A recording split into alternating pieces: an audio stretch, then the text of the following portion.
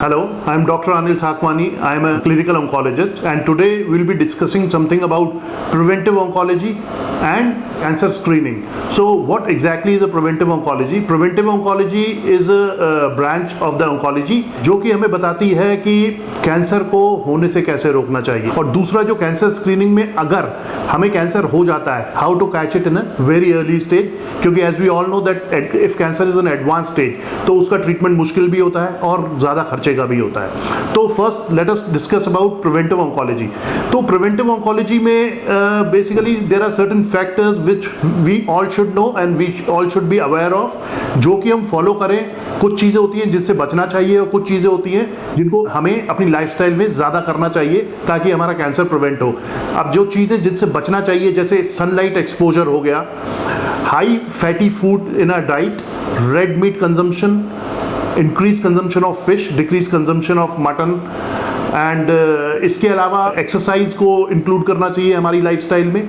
और इसके अलावा there are certain more thing like prevention of smoking and alcohol intake should be curtailed.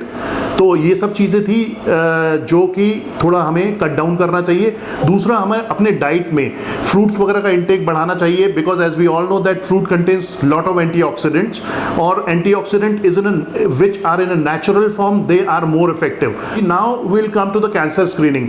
So suppose ये सब करने के बाद भी अब unfortunately if somebody gets cancer, तो उसमें भी दो चीज़ें होती हैं, we are catching it in a very early stage और we are catching it when the symptoms comes. तो सिम्टम्स आते हैं वो तो मिडिल स्टेज या फिर लेट स्टेज में होता है, but we should catch it in a very early stage. और कैसे कर पाएंगे?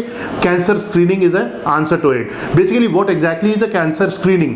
कैंसर स्क्रीनिंग क्या होता है? जब भी हमारे बॉडी में कैंसर बनना शुरू होता है, उससे पहले हमारे बॉडी में कुछ केमिकल्स और मार्कर्स बढ़ते हैं जिनको हम ट्यूमर मार्कर्स भी बोलते हैं, या फिर हम लोग कुछ ऐसे टेस्ट करते हैं जिससे कि अर्ली स्टेज में व्हेन पेशेंट इज एसिम्प्टोमेटिक पता चल जाता है। और कुछ कैंसर्स होते हैं जिनको हम स्क्रीन कर सकते हैं, कुछ कैंसर में नहीं पता चल पाता अनफॉर्चुनेटली, पर जो कैंसर स्क्रीन कर सकते हैं, we are lucky in India that CA cervix is one of them which is very rampant in India. तो पैप स्मीयर कराना, उसमें कुछ नहीं होता है, simple we have to take smear from the cervical area and we have to see it under microscope. अगर उसमें कुछ गड़बड़ लगती है then we go ahead with the test.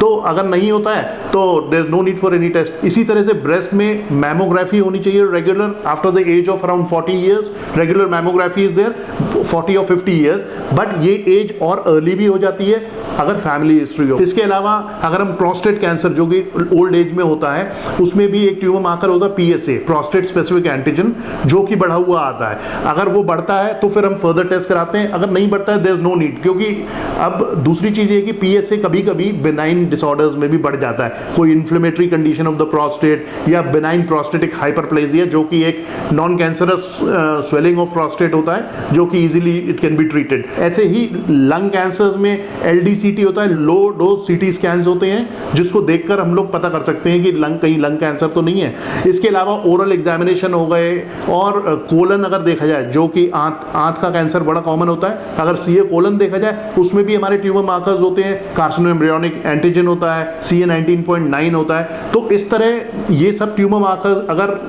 कराएं तो उससे भी कैंसर को अर्ली स्टेज में पकड़ा जा सकता है। और अर्ली स्टेज कैंसर मतलब the treatment is there and 100% curability is there in most of the cancer. फायदा इसी में ये है, हम कैंसर स्क्रीनिंग को रेगुलर हम लोग उसको अपनाएं। Thank you.